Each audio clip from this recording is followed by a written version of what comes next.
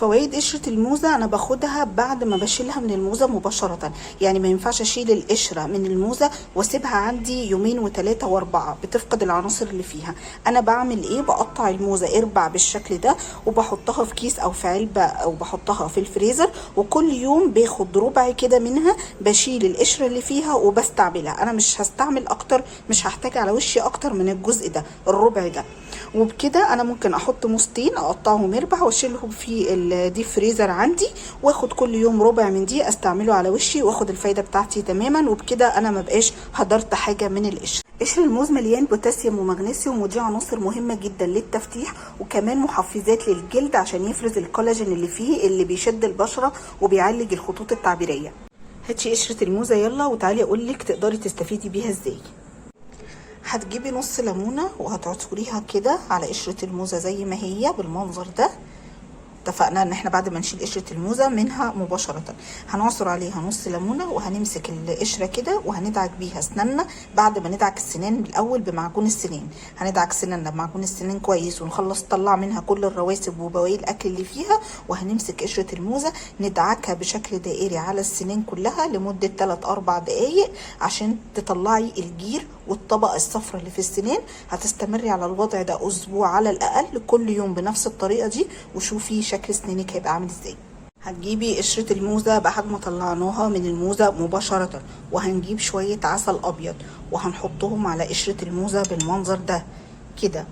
هتدعكيهم كده تمسحي بيهم قشرة الموزة كلها. هتروحي تغسلي وشك كويس قوي بالغسول بتاعك.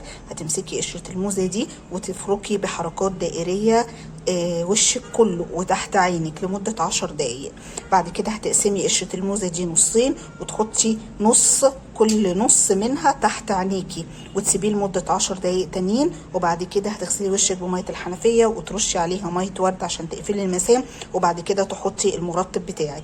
الخطوة دي بتعمل ايه؟ بتفتح لك بشرتك جدا، بتضيع الغمقان مطرح الشمس او الغمقان مطرح اكسدة البشرة تحت العين، حلو جدا، بتفتح لك الهالات السوداء. العسل مع الموز الخلطة دي بتحفز الجلد عشان يفرز كولاجين علشان يعالج الخطوط التعبيرية اللي في البشرة.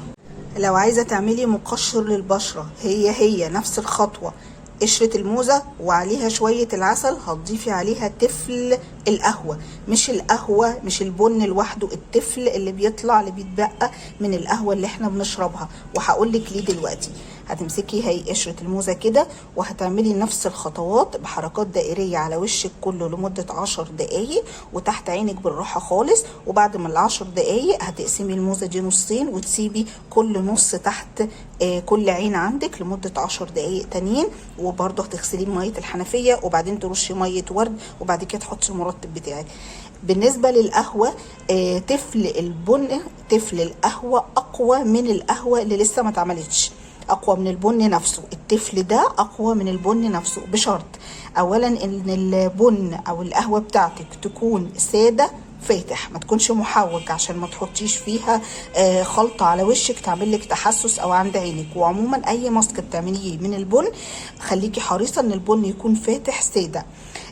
البن كل ما كان في درجه فتحانه اعلى يعني فاتح او متوسط ده بيبقى افضل، لان بيبقى ماده الكافيين اللي فيه بتبقى اعلى بكتير من الغامق، ان هو لسه ما تعرضش للتحميص.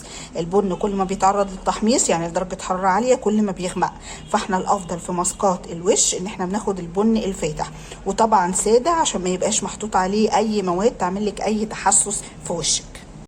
الخطوه دي والخلطه دي تحفه لتحت العين بالذات، بتضيع الانتفاخات وبتضيع الهالات وكمان بتعالج الخطوط التعبيريه اللي تحت العين. جميله جدا، جربيها تعجبك جدا. الفوائد اللي في قشرة الموز اهم بكتير من الموزة نفسها. في ناس بتاخد قشرة الموز وبتكحت الحاجات اللي فيها دي وبتعمل بيها الماسكات او الخلطة اللي انا قلت لكم عليها، لكن انا شايفة ان اللي انا قلته لكم ده الخطوات دي اسهل بكتير، انك تحطي المادة اللي انت عايزاها او اللي انا قلت لك عليها على قشرة الموز نفسها وتستعملي قشرة الموز على الوش بايدك. احلى صباح عليكم، اتمنى تكونوا استفدتوا من الفيديو، اشوفكم على خير الفيديو الجاي ان شاء الله.